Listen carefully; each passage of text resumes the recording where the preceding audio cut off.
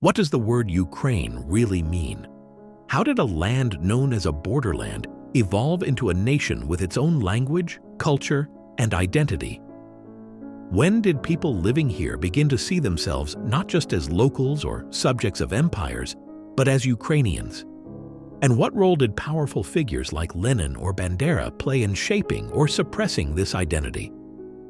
In this video, we'll explore the complex history of Ukraine, a land shaped by centuries of conquest, resistance, and cultural awakening. From its origins as a contested frontier of medieval states, through the rise of Cossack autonomy, to the struggles under empires and the Soviet Union, we'll uncover how Ukraine's people forged their national identity against the odds. Why has Ukraine's history been so contested? How do language, memory, and politics intertwine in this story?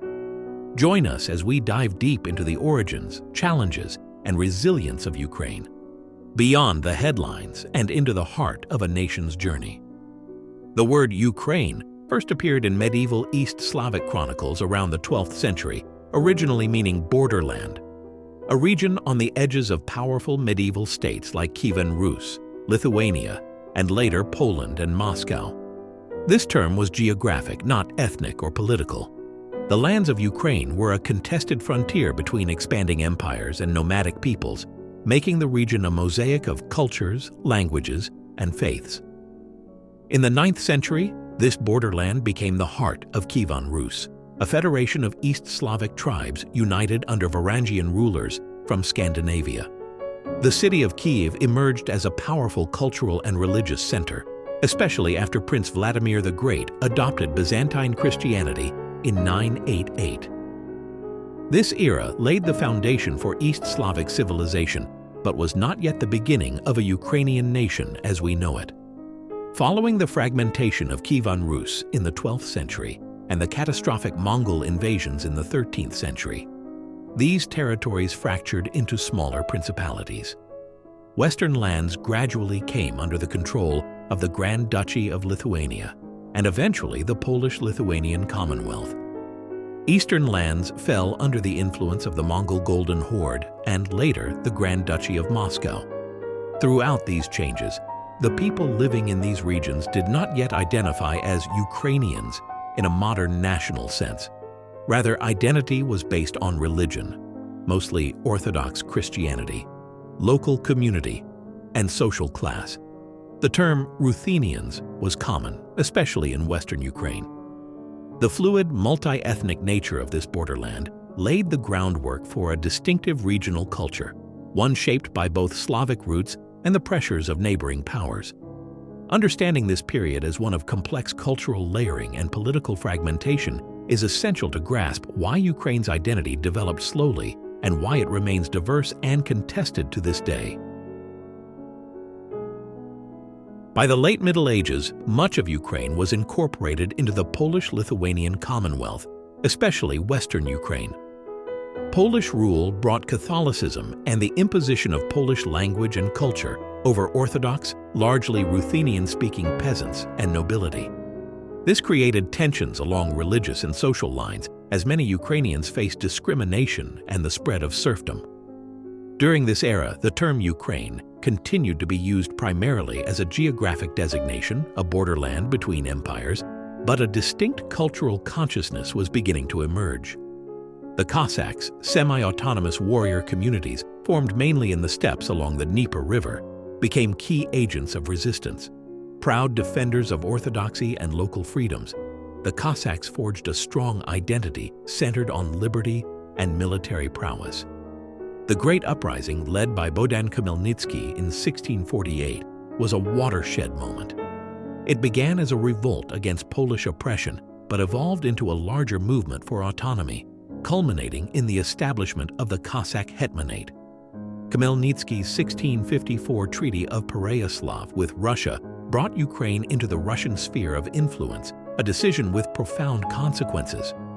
While local identities remained complex and layered, the 17th century marked the beginning of a clearer self-awareness among the people of these lands.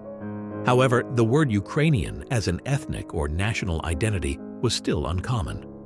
Most would have identified by local region, religion, or social group. The 18th and 19th centuries saw growing cultural awakening. Intellectuals and poets like Taras Shevchenko in the 19th century played a pivotal role in shaping a modern Ukrainian national consciousness, emphasizing language, folklore, and history as pillars of identity distinct from Polish and Russian influences. The Ukrainian language, spoken by peasants for centuries, began to be codified and celebrated as a marker of a unique national community. By the late 18th century, Ukraine was divided between great empires. The Russian Empire dominated eastern and central Ukraine, while the Austro-Hungarian Empire controlled parts of the west. Under Russian rule, Ukraine faced aggressive Russification policies aiming to suppress the Ukrainian language and identity.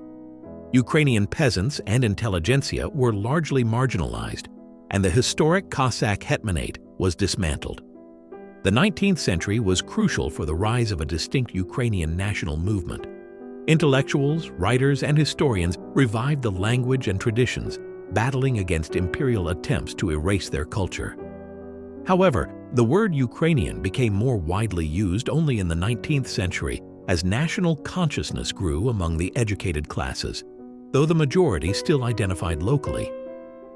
The upheavals of World War I and the Russian Revolution created an opening. Lenin and the Bolsheviks initially supported Ukrainization as part of their nationalities policy. They recognized the importance of Ukraine's cultural distinctiveness to gain popular support for Soviet power. Under Lenin, the Ukrainian Soviet Socialist Republic was established with nominal autonomy and promoted Ukrainian language and education. Yet this progressive policy was short-lived. After Lenin's death, Stalin reversed course, instituting brutal repression, forced collectivization, and the Holodomor famine, 1932–33, a catastrophic man-made famine that killed millions of Ukrainians. Soviet policies suppressed Ukrainian nationalism and language, enforcing Russification and political control. During World War II, Ukraine again became a battleground of competing empires and ideologies. One of the era's most controversial figures was Stepan Bandera, leader of the Organization of Ukrainian Nationalists. Bandera and his faction initially saw Nazi Germany as a potential ally against Soviet oppression, hoping to leverage the German invasion to establish Ukrainian independence. Some Ukrainian nationalists collaborated with the Nazis early in the war, participating in military and security operations. However, the alliance quickly fractured. Nazi Germany never intended to support Ukrainian sovereignty, and when Bandera declared independence unilaterally in 1941, he was imprisoned by the Germans. The period is marked by complex realities, brutal occupations by both Nazis and Soviets, horrific atrocities including the Holocaust, and bitter civil conflict involving multiple Ukrainian factions. Bandera's legacy remains deeply divisive. While some Ukrainians honor him as a freedom fighter against Soviet tyranny, others condemn his movement's collaboration with Nazi forces and involvement in wartime atrocities. This chapter of history illustrates the intense and often tragic struggles over identity, sovereignty, and survival that have shaped modern Ukraine. Ukraine's independence in 1991 was the culmination of centuries of struggle for identity and sovereignty.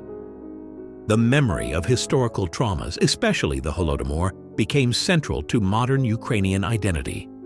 Official recognition of the famine as genocide symbolized the reclaiming of a history long suppressed. Today, Ukraine remains a nation shaped by regional diversity and competing narratives. Western Ukraine's strong nationalist identity contrasts with more Russophone and Soviet-leaning sentiments in the East and South. Language debates, religious affiliations, and interpretations of history remain deeply politicized and contested. The legacy of empire, colonization, and Soviet domination complicates Ukraine's efforts to build a unified national story. Yet it also highlights the resilience of its people in preserving their language, culture, and sense of self. Philosophically, Ukraine's history raises essential questions. Who controls history? How do identities form in contested spaces? As Ukraine continues to assert its independence amid ongoing conflict and geopolitical pressures, Understanding these historical complexities is crucial, not only to grasp its past but to envision its future.